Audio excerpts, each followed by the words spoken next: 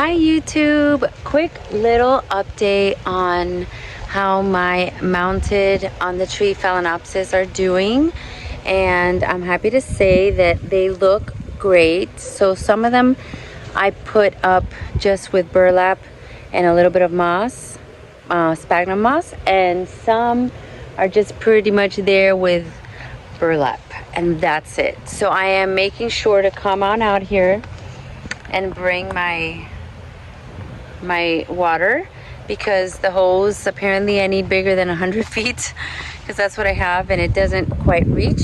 But look at how it's going. This one, I mean, look at new leaf growing and 3 beautiful blooms from a secondary spike.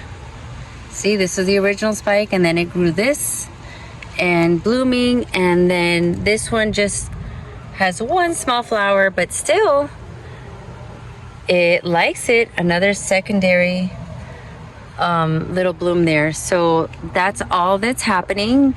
It's a quick update. But this one that I have up here that I can't even reach has a keiki growing. So soon I'm gonna have another. That was the one that had the terminal spike, if you remember from a previous video. See, terminal spike, and I thought, uh-oh, it's not gonna survive. It is surviving now that I attached her to the tree with a little bit of burlap. This one's the only one that doesn't look that great, but this looks like a squirrel has decided to munch on the leaves and break through the burlap. So I guess that's one of the casualties. That's what happens. But the rest look pretty good, and I'm super happy to see these blooms, because for me, I take it as a sign that they like to be out here in the trees. Look at another sign. New root tips. So the next thing I'm going to be looking out for is attachment that they're attaching to the tree. So this is the first one that I put here, and it is solid. So I want to believe that there's some attachment going on. But the roots look good. This one also, somebody broke into the little burlap little baggie there, but it's okay, it's gonna happen. But I really love how they're looking. I think this looks great, and yes, I do have an excuse to walk all the way back here. So I'm gonna walk to the other tree that's all the way over there, right there, that big one, because I have some other ones mounted over there to see how they're doing. All right, so I think these look pretty good. These look pretty good as well. I don't see any declining. So they're a little dry, so except for this one. This one's not that dry.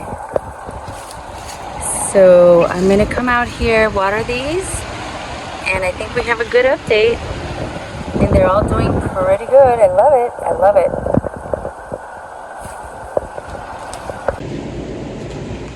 So guys, while we are on the subject of phalaenopsis, I am going to call this one Crazy Roots. Crazy Roots phalaenopsis. Look at this. She was a rescue from a teacher friend that was giving her away. And look at this. Let me set her up here just so I can show you the amount of crazy roots she's got going on. So these roots are coming out of her little pot from the little holes. This hole is actually tiny to hang, but she is coming out of the little holes from the bottom, from the side. I find it so interesting. I would love to know why she's doing this. And now look, I feel so bad to take her out of here, because I know that a lot of roots would get damaged if I would take her out. But I don't think she really looks sad. She grows new leaves. and she's so much bigger than how I got her. Except for this little mild sunburn, I think she looks good. What do you guys think? Leave her here, let her be. She wants to grow those roots.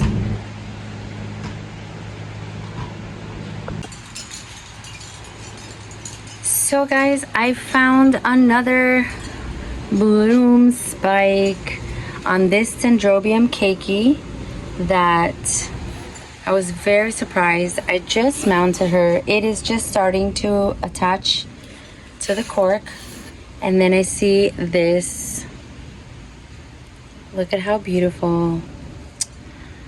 I wish I could focus so you could see what I'm looking at. Let me put my hand behind it. There. So that's really exciting. This is the first mounted orchid that I mount, and is liking it. Look at the setup. Very, very simple. Let me turn it around so you can see the back. For those of you that are beginners, don't be afraid to experiment and mount. This is a cork piece that actually broke in half when it arrived. I ordered it and it arrived in a broken half. So I kind of shared between these two Dendrobium keikis. And so I took a zip tie and I added some moss that wasn't that color before. That just happened. And I just watered it so you can see the roots are green. The roots are starting to attach. And then I supported her with this little twisty tie that I got from Home Depot.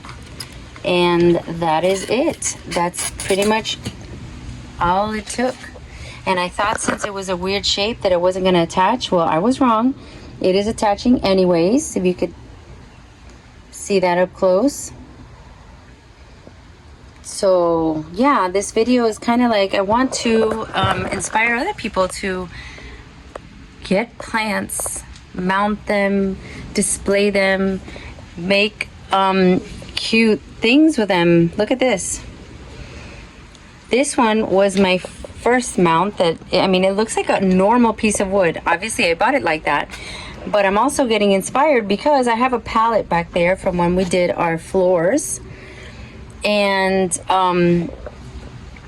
look how nice. A baby. Look at that. Cute. And this looks like it might rebloom from this old spike. So I remember telling everyone in one of my first videos, cut off those old bloom spikes at the bottom. Give a chance for the plant to rest before it blooms again. But you know what? Now I've kind of changed my mindset, and what I'm doing is I'm leaving the spike, okay, the stem how it is, and I'm kind of letting it tell me if it wants to bloom again or if it doesn't. And if it doesn't want to bloom again, or if it can't bloom again, this will dry up. This will dry up, and when it dries up, then you cut it down right there at the beginning. But if it has nodes, guys, it still has a possibility of blooming. That is what happened when I mounted my plants, my phalaenopsis. I mounted them on the tree, and they are reblooming from a secondary spike, and that's what happens. And then, if it doesn't rebloom, it can make a baby for you. And this is what we call a keiki. And there you have it, and it's growing a second root right there. And honestly, it's super cute. It's the first time I get a keiki growing like this. The other one is out on a tree. So I'm gonna wait till the time that they told me, till it has at least 2 or 3 roots that are at least 2 to 3 inches long. So this one wouldn't be ready yet. Oh, let me show you another one. There's another keiki. I forgot about that. I'll show you another one. So this is another little project that, is it successful? I'm not sure yet. I basically took branch from my garden, from my backyard, and I attached with some rope, and then I put her with this twisty tie. And honestly, like, she doesn't look so bad. But she is throwing out 2 keikis. This is one keiki, and this is the other keiki. It doesn't have any roots yet, but if they root, then it'll be, I think, successful because it'll produce 2 more orchids for you. So these are some of my other projects that are, I don't know, guys. I don't know if they are looking awesome. They have a bunch of new roots. They're actually trying to attach to the wall, which I don't know if they should be doing that. But give your plants a try. A lot of people take their phalaenopsis, buy them at the grocery stores, and then throw them out when they're done blooming. But why? Just because they're done blooming doesn't mean they're done living. You still have a lot of life left. So I've noticed that if I leave the bloom spikes on, I leave them on there, I kind of let them tell me what do you want to do. And this one wants to shoot out 2 keikis. This one over here, I don't know if you can tell. See? It looks like a little tiny bloom, maybe just 1 flower. But that's fine if that's what it wants to do.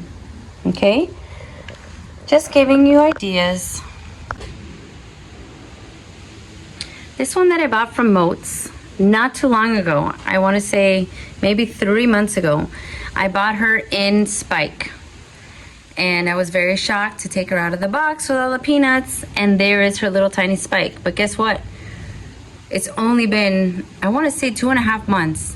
And look at here, we have another spike again from this little Vanda.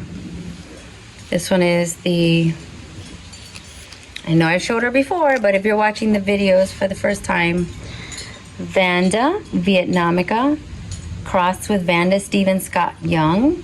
So, and I like these little name tags. They are, look like they're indestructible. The plastic ones seem to fall apart after a bit. So look at these roots. Look at those roots. So I put her in this basket. I made another hole because the roots were growing even back then. And yeah, look at her blooming again. Okay guys, so this is funny because I almost had a conniption looking at this Dendrobium that I have that's been blooming. I've showed her before. But look at this, look at this, look at this carefully. And I put the 4K so you can see it very clearly. This white hairy looking thing, and excuse my manicure that's coming off. For 1 second, I said, oh my goodness, mealies! It's the mealies attacking. But guess what? It's not. It's a part of the plant. It's a part of the, I think this is the labellum right there. I'm trying my best to not move it around and so you can see the texture, which looks like little white, hairy, like a mealy. So there goes my inexperience thinking that it was attacked with the mealies, but in fact it's part of this Dendrobium, and I don't even know where I got her from or what her name is, but I just thought that was interesting. Interesting.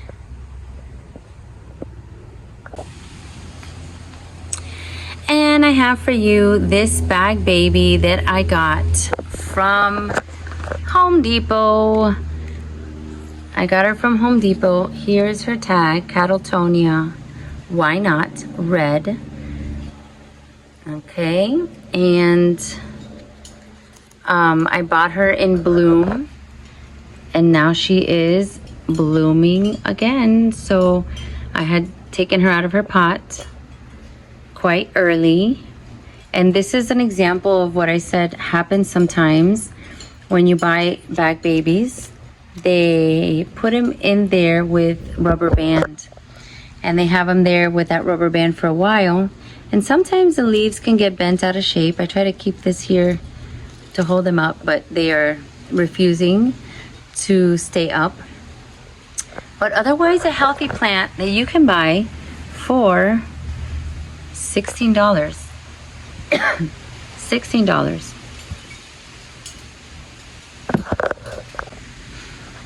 And this is my other recent purchase from Home Depot that I bought her in spike. And I'll show you the tag for those that didn't watch that video.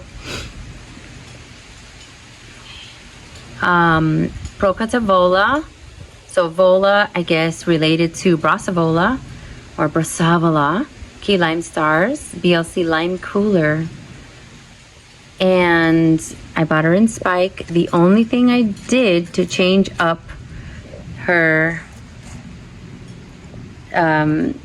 pot was to take out the plastic and kind of try to very carefully put her in here with lava rock. And I'm telling you guys, like a week, and I already see the roots adapting, and there's some leca too. So look how beautiful. The scent on this one at night is fantastic. I have to come out. Let me see if I can show you up close. Look how beautiful. And they're different. Very interesting. This one has purple on it.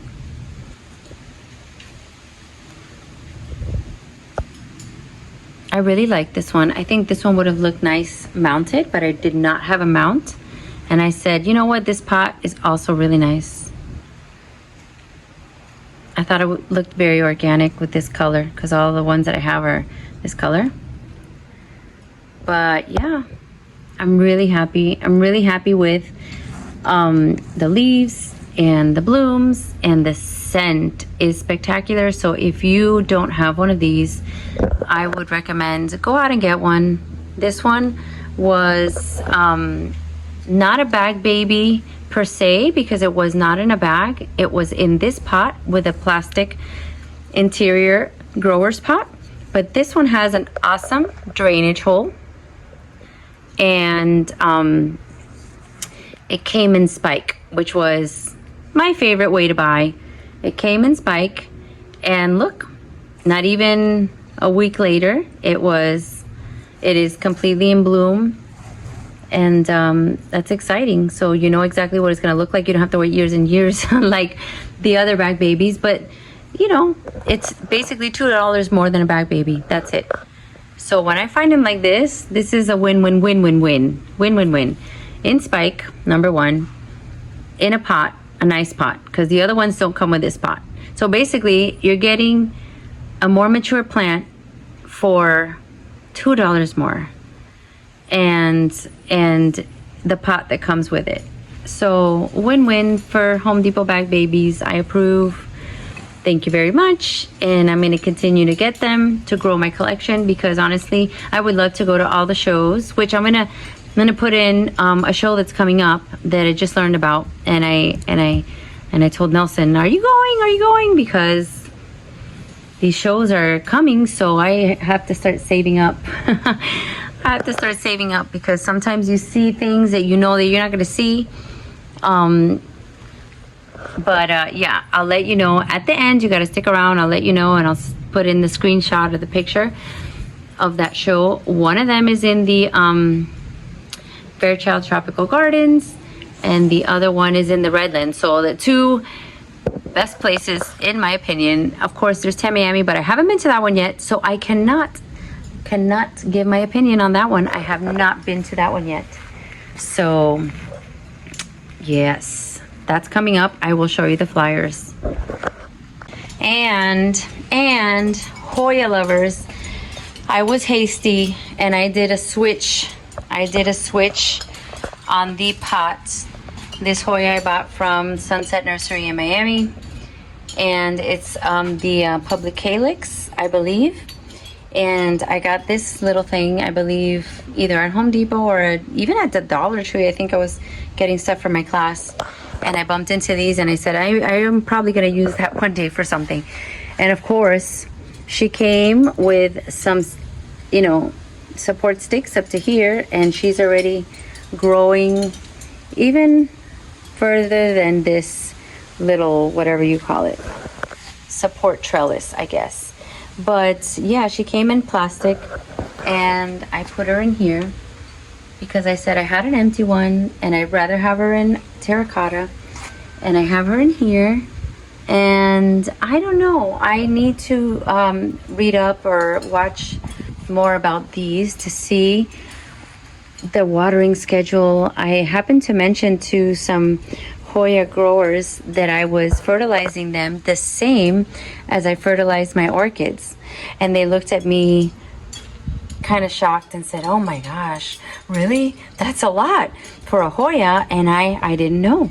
But guess what? My other Hoya seems to have a peduncle, according to some viewers. So that is very exciting. I guess these Hoyas that I have here like the same, because I said I only have 3 Hoyas. And this is the biggest one I have, but I only have 3 Hoyas. The other 2 are small. I'm not gonna make a whole other mix. And I should have, but I didn't. So yeah, I am hoping that it works. If not, I'm not gonna say if not, I'm gonna stay positive, but I hope that it works, because I'm gonna continue that for a little while before I go to a whole other, you know, regime, a different fertilizer. And this is my white knight, looking good. Hopefully I don't kill it. Stay alive, I'm trying. Already I see a yellow leaf. Oh no, what did I do? And just because I'm here admiring the orchids, the Vandas, okay. We have another Mimi Palmer that is blooming, and she has 2 spikes. So I am happy with that. 1 spike, 2 spike, even though there's a couple buds blasted. This Delight, what was, yeah, this is not called Delight, but I showed you the name. I'm not gonna repeat it because it's a little risque, and I know I have students watching, so let's just say the beautiful pink fuchsia one. And this is my favorite one, guys. I thought the Golden to Bloom was my favorite, but this one, for some reason, these colors, and this is not my color scheme that I love, but the smell does everything for me. These flowers are so strong that, I mean, it's the only one pretty much that I haven't seen thrips damage on, so that's another plus. You get extra credit. Good job staying away from the thrips, even though I did get to spray her with 7. I sprayed the bloom spikes with 7 to prevent, or as, you know, some kind of protective measure. But I'm very proud. These 2 big spikes, this is the 3rd time she blooms for me, and I'm just always amazed. Like the smell, I just come in here and I know that this is the smell where it's coming from. If you don't have this, V Bantram, I got it from Bangjong. Run, don't walk, run, because it is a very, very frequent bloomer. 2 spikes each time, and the smell is intoxicating in a great way. My Pachara Delight, also from Bangjong, seems to be opening up nicely. So I was afraid because of the thrips in the situation, and I feel a little better because I spoke to Nelson, Nature Nell, of course, the expert in my opinion. Basically was telling me about thrips, that they are around, and I guess he's also experiencing thrips, so at least it's not me. So for some reason that makes me feel better that, you know, I mean, I know it sounds bad, but at least I'm not the only one, and it's not because I'm just a newbie, it's because thrips are awful. And look, this one looks like it's gonna blast, and this one looks like it has thrip damage. So yes, I hate thrips. If you don't know what they are, I think I'm gonna do another video showing you how I try to treat for thrips, and I'm gonna keep trying, and then hopefully I will be successful. I hope, because I have bloom spikes all over the place coming up. Look at that, another from Bangjong. See this one, it's getting darker, but also you can see the center. See how it looks a little burned in the middle? So they are still around, guys. They are still around, harassing my life. See, on this one too, this is another Mimi. This one also has one of the best scents, but not as sweet as the V Bantram. Not as sweet. And for me, I love it sweet. So this one is opening. I hope it does well. I sprayed it. This one I bought with 1 spike the first time, but this time around it's shooting out 2 spikes, and I'm hoping again that it goes well. and this last one. But look at the damage. Damage. It even kind of folds the labellum up in like a surrender, which is so sad. It's so sad. It like surrenders to the thrips. Yes, and I know this one had it and I had to cut that bloom spike off. But anyways, let's see how this maybe peduncle, because I did a short. I asked the viewers, let me know your opinion. Is it a peduncle or am I just wishful thinking? But I got a positive. Someone said yes, it's a peduncle, and I'm gonna trust my subscribers because pretty much everybody is more of an expert than I am pretty much at this point. So, ooh, this looks interesting.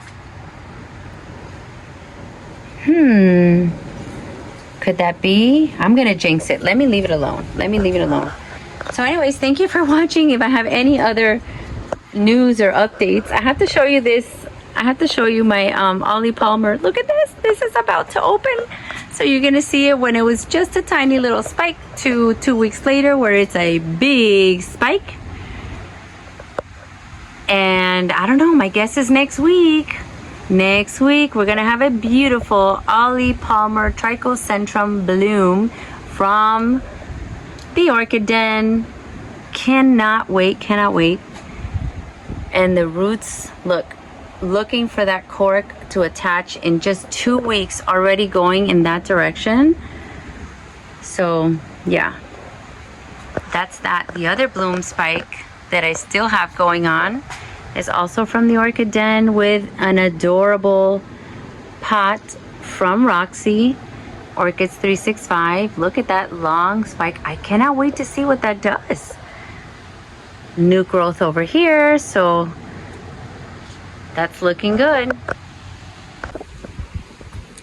Last but not least, this one I'll put a picture. It is a gorgeous yellow Cattleya that I got from the Fairchild Tropical Gardens Orchids in Bloom show. And can you see the shadow? This is going to bloom. I'm very excited because the first new growth that it had for me, with me, came out kind of deformed, I guess you can say. That was it, and that's all it did. It kind of stopped midway, something happened, and this one looks like it's gonna bloom, so I cannot wait. That will be coming up. I don't know how long it takes, but that would be my first rebloom in a Cattleya. And yeah, my first one. Everyone else is looking green. This one I got as a bag baby, but yes, it also has a shadow, and that shadow is really good, really good. So yeah, that's it. There's not much else going on except a lot of growth, and I love to peek in these sheaths and see action. Like, let me show you what I'm talking about. Where's a good one? Let's see. Here's some action. Yes. And then some of them have a whole bunch. See how it looks like there's something in there? It looks like there's something. Oh, here's another. So now I spend a lot of time looking for this and hoping that they're full and not empty. Looking like this. But right now there's a lot of growth. See here? And I'm learning every day, watching every day, hoping that the treatment that I give them is what they like, what they want. See, if you look in there, it's loaded. There's something in there. Look at that. It looks like there's something in there. So I'm learning the patterns of growth, and I actually had to mention something. I'm going to turn the camera around. Not like you want to see me right now, because of course it's super hot, and I am home from school. Ooh, look at that. And There was another one that looked like, that looks maybe kind of full. But I'm going to turn the camera around because I have a, not a bone to pick, but you'll see. So guys, I was watching another YouTuber, and this man, his name is Jimmy. I think he's in South America, and he has like 80,000 subscribers. It is amazing. And in his little space, because he doesn't have a big space, in his little space he's able to grow beauties. But anyways, I'll let you know in the description or whatever if you want to watch also. But he speaks only in Spanish, so if you don't speak in Spanish, I don't know if there's subtitles or whatever. But anyway, he said something very interesting, and I'll tell you quickly because I got a billion things to do. He said that sometimes you shouldn't give the cattleyas, because he was talking about cattleyas mainly, all the care that they need, because they may not bloom. What? So here I am thinking, a beginner, you give them everything that they need and they'll bloom for you, and that's kind of how it works. Well, he was saying, or he was suggesting, that you cannot give it everything that it needs because it may not have the reason to bloom. This whole other side of the psychology of the plants that he was explaining, and I'm here thinking, here I am thinking it's plain and simple. Give them the water, the light, the nutrients that they need, and they're fine, and they'll bloom for you. But he was talking about the reason why they need to bloom and why they might not even need to bloom. And if you give them everything, they may not need to bloom. I gotta look into this. Who knows about this? I know probably Tom does. He knows about everything, but who knows about this? This is the first time I hear this, and it's a little sad because I'm here thinking that I'm doing the right thing for the orchid and it's gonna bloom because it wants to, but I'm getting the story that they might not bloom because they don't need to, and it's not necessary, and it's not good for them, and you know, they might do it as a survival tactic and to get pollinated.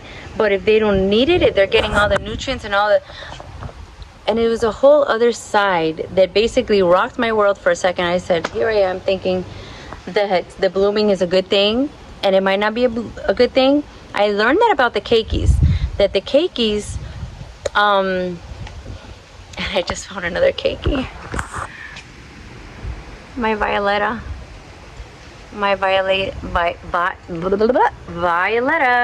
had this keiki, and now it's throwing out another keiki from just the roots.